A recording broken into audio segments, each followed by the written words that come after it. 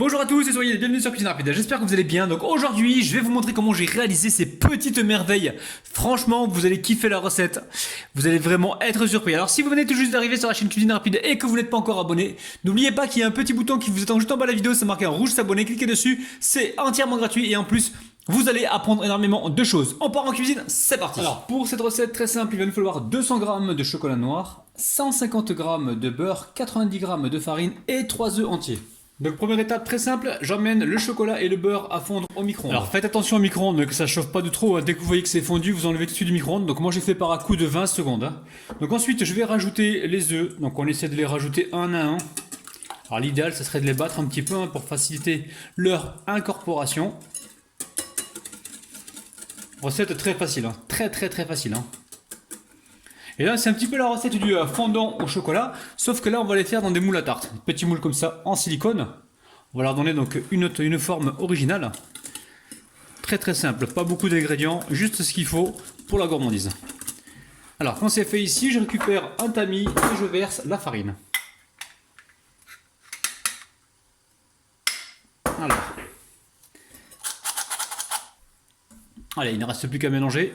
Et en même temps, vous pensez à préchauffer votre four à 190 degrés. Alors même si c'est en silicone, vous les beurrez quand même. Donc là, on va venir récupérer un petit peu de pâte. On va pas trop remplir. On va essayer d'aller, Allez, je mets 3 cuillères à soupe pour ce moule. Ça suffira, on est un peu plus que la moitié. On va venir tapoter ici, comme ça, on étale comme il faut. Alors c'est vrai qu'il y a quelques abonnés qui m'ont fait la remarque que je disais souvent hop là, et franchement je ne m'étais pas du tout rendu compte, même quand je regarde mes vidéos. Et c'est vrai que je le dis assez souvent quoi. Par contre je sais pas si vous avez remarqué, mais je dis moins souvent les amis. Parce que pendant un moment on avait l'impression que c'est la virgule après chaque phrase. Allez, vous pensez à préchauffer votre four à 190 degrés, voire 200 degrés, ça dépend des fours. On rajoute encore un peu. Allez, direction le four, donc là il préchauffe à 190 degrés voire 200 degrés et on est parti pour une cuisson entre peut-être 6 et 8 minutes, on surveille pas plus. Allez, c'est parti. Alors la famille, faites attention, au bout de 6 minutes, pour moi je les ai retirés, 5-6 minutes, j'ai mis 200 degrés par contre. Donc 190 degrés pendant 6-8 minutes, et si vous le mettez à 200 degrés comme moi, c'est environ 5-6 minutes, ok? Donc là ça vient de sortir du four, on va les démouler gentiment, regardez-moi ça la famille, ils sont super beaux. Donc là je les dispose rapidement. Donc là ils viennent de sortir du four, ils sont encore très chauds, ils sont bien crémeux à l'intérieur.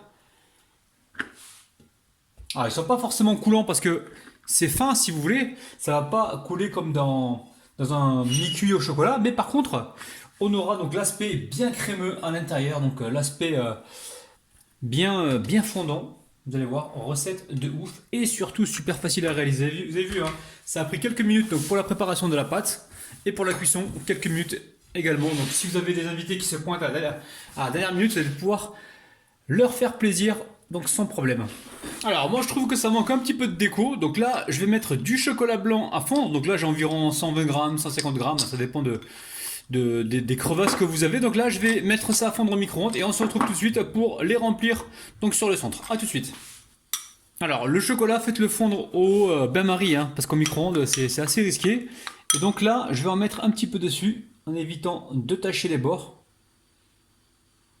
Non mais vraiment pas beaucoup, Hop là. Et à chaque fois on va venir comme ça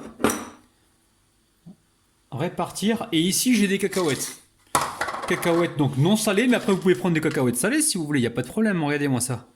On en met un petit peu là, ça apporte du croquant, de la gourmandise. C'est juste dingue la famille, vous avez vu, vous avez vu? Alors, on va mettre ça dessus je pense, et on va faire ça plutôt. On va y aller avec tendresse et délicatesse.